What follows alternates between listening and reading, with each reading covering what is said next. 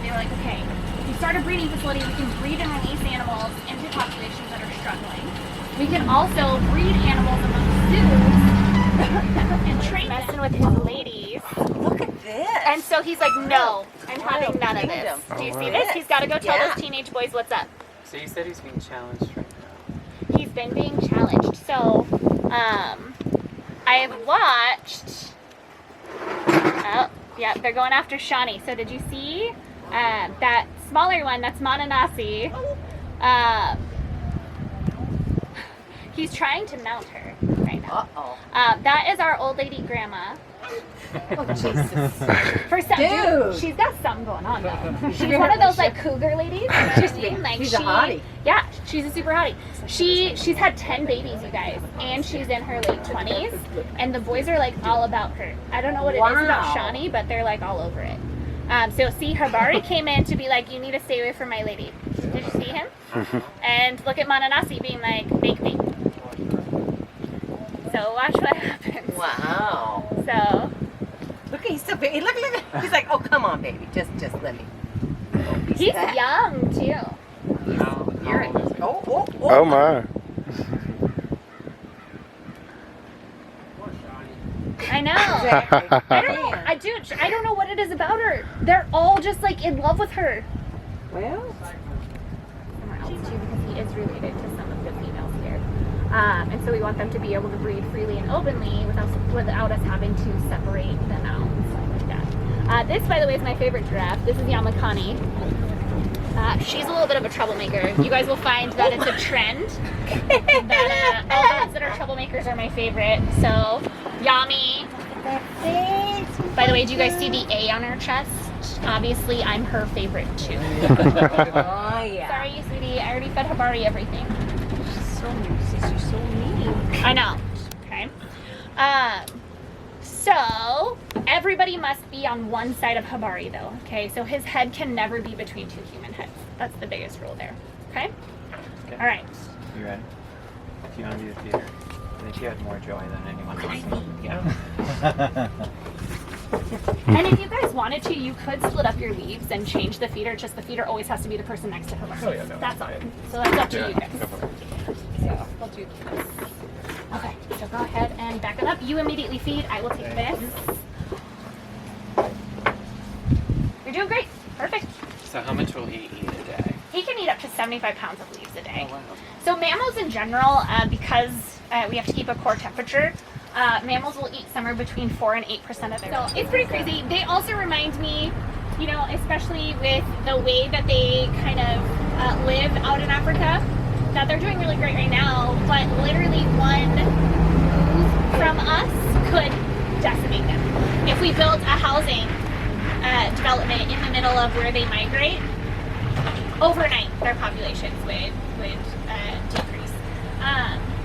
And without them, suddenly there's not that replanting of food every year, right? And so then, you know, we're missing them, and now, well as working with conservation organizations in order to put together preserve space.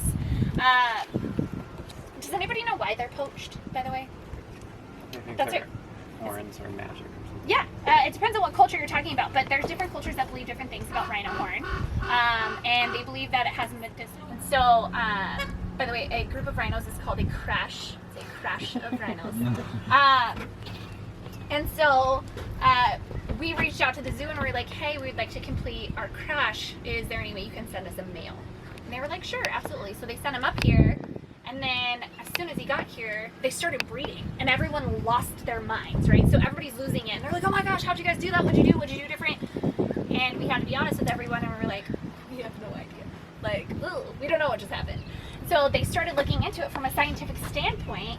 And it turns out female rhinos cannot breed without other females.